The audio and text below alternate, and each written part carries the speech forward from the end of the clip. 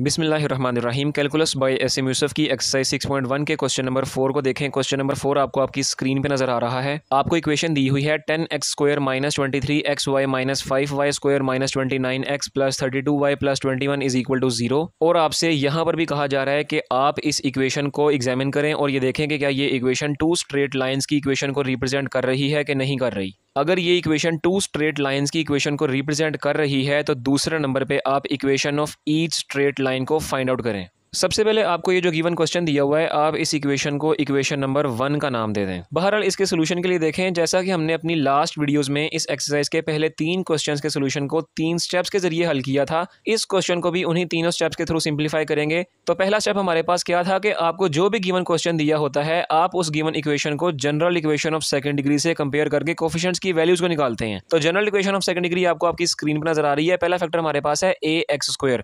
तो मैंने आपको बताया था कि a की जगह आप ब्रैकेट का इस्तेमाल करें और x² को आप एज इट इज़ लिखें। अब गिवन क्वेश्चन में देखें, x² वाला फैक्टर हमारे पास ये है और इसके साथ कोफिशिएंट है 10, लिहाजा कंपेयर करने से a हमें क्या जवाब देगा, 10 जवाब देगा। आगे जनरल इक्वेशन में हमारे पास अगला फैक्टर है +2hxy। तो 2 हमारे पास इक्वेशन का, h की जगह आप ब्रैकेट का इस्तेमाल करें और xy वाला फैक्टर आप एज इट इज़ लिखें। अब गिवन इक्वेशन में देखें, हमारे पास xy वाला फैक्टर ये रहा, इसके साथ कोफिशिएंट हमारे पास है -23। तो देखें मैं ब्रैकेट में क्या ऐसी वैल्यू पुट करूं कि वो 2 से मल्टीप्लाई होने से -23 जवाब दे। तो अगर यहाँ ब्रैकेट में मैं -23 डिवाइडेड बाय 2 को पुट करूं तो देखें मल्टीप्लाई होने से 2 और 2 कैंसिल आउट हो जाएंगे और पीछे मेरे पास -23 जवाब आएगा। लिहाजा यूँ हमारे पास h क्या वैल्यू दे रहा है, -23 डिवाइडेड बाय 2 वैल्यू दे रहा है। आगे जनरल इक्वेशन में हमारे पास अगला फैक्टर है +by²। तो b की हमने चूंकि वैल्यू निकालनी है तो उसकी जगह आप ब्रैकेट का इस्तेमाल करें और y² वाले फैक्टर को एज इट इज़ लिखें। अब गिवन इक्वेशन में y² वाला फैक्टर हमारे पास है ये और इसके साथ कोफिशिएंट है -5, लिहाजा कंपेयर करने से b हमें क्या वैल्यू देगा, -5 वैल्यू देगा। इसके बाद जनरल इक्वेशन में अगला फैक्टर है +2gx। तो 2 हमारे पास इक्वेशन का, g की जगह आप ब्रैकेट का इस्तेमाल करें और x वाले फैक्टर को आप एज इट इज़ लिखें। अब गिवन क्वेश्चन में x वाला फैक्टर हमारे पास ये है और इसके साथ कोफिशिएंट है -29। तो देखें ब्रैकेट में मैं क्या ऐसी वैल्यू पुट करूँ कि वो 2 से मल्टीप्लाई होने से -29 जवाब दे। तो अगर ब्रैकेट में मैं -29 डिवाइडेड बाय 2 को पुट करूँ तो मल्टीप्लाई होने से 2 और 2 कट जाएंगे और पीछे मेरे पास -29 जवाब आएगा।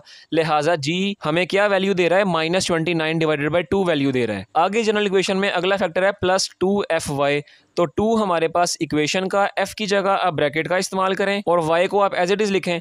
अब गिवन क्वेश्चन में y वाला फैक्टर हमारे पास है ये, इसके साथ कोफिशिएंट है 32।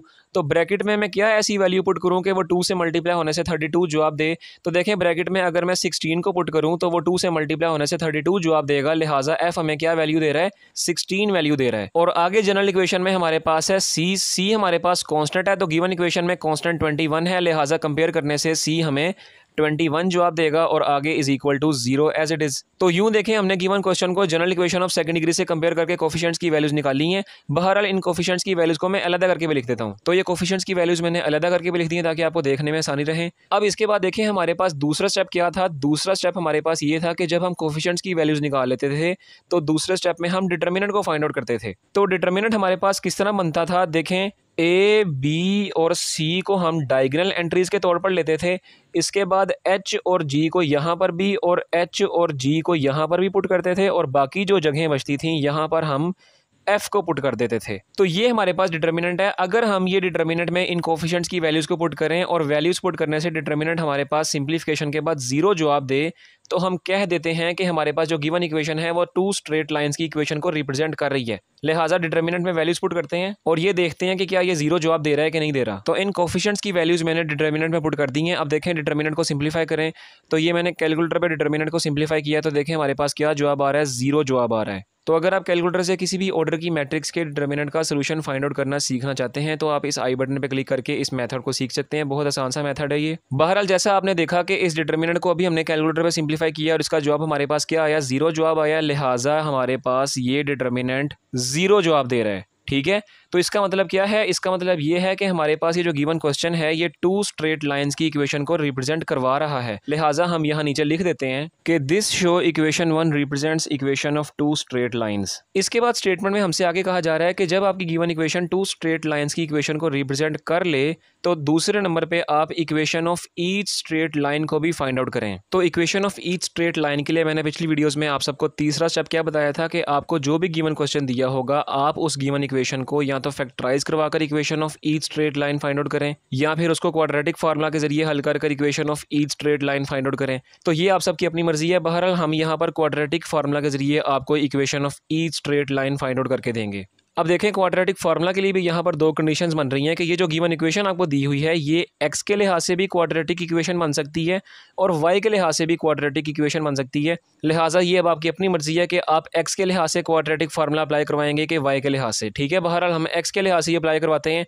तो उसके लिए देखें यहाँ पर आपके पास सबसे पहले 10x² एज इट इज़ रहेगा। उसके बाद आप इस वाले फैक्टर से और इस वाले फैक्टर से माइनस और x कॉमन ले सकते हैं। तो जब आप माइनस कॉमन लेंगे और x कॉमन लेंगे तो पीछे आपके पास बच जाएगा, यहाँ बच जाएगा 23y और यहाँ बच जाएगा +29 और x मैंने कॉमन लेके इस तरफ लिख दिया है। ठीक है, और बाकी ये वाला फैक्टर, ये वाला फैक्टर और ये वाला फैक्टर जो है ये आपके पास कांस्टेंट कंसीडर किए जाएंगे। तो यूँ मेरे पास a की वैल्यू आ गई है 10, b की ये वाली वैल्यू आ गई है और c की ये वैल्यू आ गई है। लिहाजा क्वाड्रेटिक फार्मूला अप्लाई करें। क्वाड्रेटिक फार्मूला आप अच्छी तरह जानते हैं, x = -b। b की हमारे पास है वैल्यू -23y + 29, आगे प्लस माइनस √b का स्क्वायर यानी कि b की ये वाली वैल्यू का स्क्वायर लेंगे और फार्मूले में आगे -4ac। a की वैल्यू है आपके पास 10 और c की वैल्यू आपके पास ये वाली है। ठीक है, और whole divided by 2a। a हमें क्या वैल्यू दे रहा है, 10 वैल्यू दे रहा है। उसके बाद आगे जब आप इसको सिंप्लीफाई करेंगे तो सबसे पहले इस फैक्टर में माइनस माइनस प्लस हो गए, ये फैक्टर प्लस हो जाएगा। आगे प्लस माइनस अंडर रूट के अंदर देखें ये वाला फैक्टर का जब आप स्क्वायर ओपन करेंगे तो इसका जवाब आपके पास ये आएगा। आगे -4 को जब आप 10 से मल्टीप्लाई करवाएंगे तो ये बनेगा -40। -40 को जब आप इस ब्रैकेट के अंदर मल्टीप्लाई करवाएंगे तो इसका जवाब आपके पास ये आएगा और नीचे डिनोमिनेटर में 2 × 10 20 होता है। आगे जब आप इसको सिंप्लीफाई करेंगे तो यहाँ देखें 529y² में जब आप 200y² प्लस करेंगे तो इसका जवाब आपके पास आएगा 729y²। इसके बाद ये प्लस 1334y और ये -1280y प्लस माइनस होने से ये जवाब देंगे +54y और आगे ये +841 और ये -840, ये प्लस माइनस होने से +1 जवाब देंगे। ठीक है, तो इसको भी यही सिंप्लीफाई कर देते हैं। तो ये मैंने इसको सिंप्लीफाई करवा दी है। अब देखें यहाँ पर हमारे पास दोबारा से इस अंडर रूट के अंदर क्वाड्रेटिक इक्वेशन बन रही है, लेकिन ये अब की बारी y के लिहाज से है। तो इसको जब आप फैक्टराइज करवाएंगे, फैक्टराइज करवाना आप अच्छी तरह जानते हैं, तो इसका जवाब आपके पास क्या आएगा, √27y + 1 की होल पावर 2 जवाब आएगा। तो फैक्टराइजेशन करवाने से हमारे पास क्या फ़ायदा हो रहा है कि ये 2 और ये स्क्वायर रूट हमारे पास कैंसिल आउट हो जाएंगे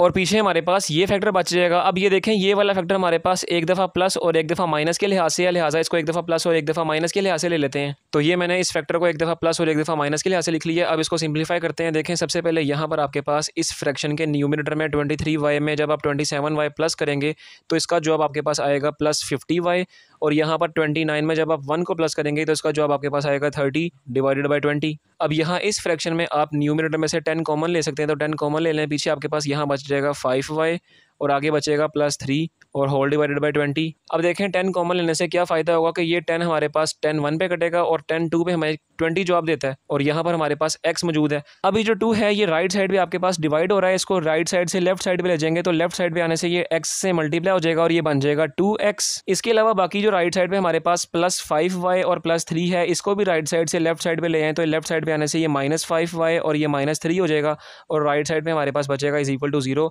लिहाजा ये हमारे पास पहली इक्वेशन आ गई है। अब आगे इस फैक्टर को देखते हैं। देखें सबसे पहले यहाँ पर इसमें माइनस को अंदर अप्लाई करवाते हैं इस फैक्टर के, तो ये माइनस अप्लाई करवा दिया। अब आगे देखें, आगे हमारे पास देखें +23y में जब आप -27y करेंगे तो प्लस माइनस होने से ये हमारे पास -4y जवाब देगा और ये +29 और ये -1 तो इसका जवाब आपके पास आएगा +28 और होल डिवाइडेड बाय 20। अब यहाँ इस फ्रैक्शन से आप न्यूमरेटर से आप 4 कॉमन ले सकते हैं, लिहाजा जब आप 4 कॉमन लेंगे तो पीछे यहाँ पर आपके पास 7 बच जाएगा और आगे आपके पास सिंपल y बचेगा डिवाइडेड बाय 20। तो देखें 4 1 × 20 और 4 5 × 20 होता है। बहरहाल यहाँ आपके पास x मौजूद है। अब देखें ये जो 5 है ये राइट साइड पे आपके पास डिवाइड हो रहा है, इसको राइट साइड से लेफ्ट साइड पे ले जाएंगे तो ये x से मल्टीप्लाई हो जाएगा, ये बन जाएगा 5x और राइट साइड पे जो बाकी फैक्टर्स हैं +7 और माइनस वाई, इसको भी राइट साइड से लेफ्ट साइड पे ले आए तो ये यहाँ पर आने से हो जाएगा plus Y minus 7 is equal to 0। तो ये आ गई है आपके पास दूसरी इक्वेशन। तो लिहाजा यही दो इक्वेशन हमारे पास equation of each straight line है और यही दो इक्वेशन हमारे गिवन क्वेश्चन को रिप्रेजेंट भी कर रही हैं। बहरहाल ये था आपके पास क्वेश्चन नंबर 4 का सोल्यूशन।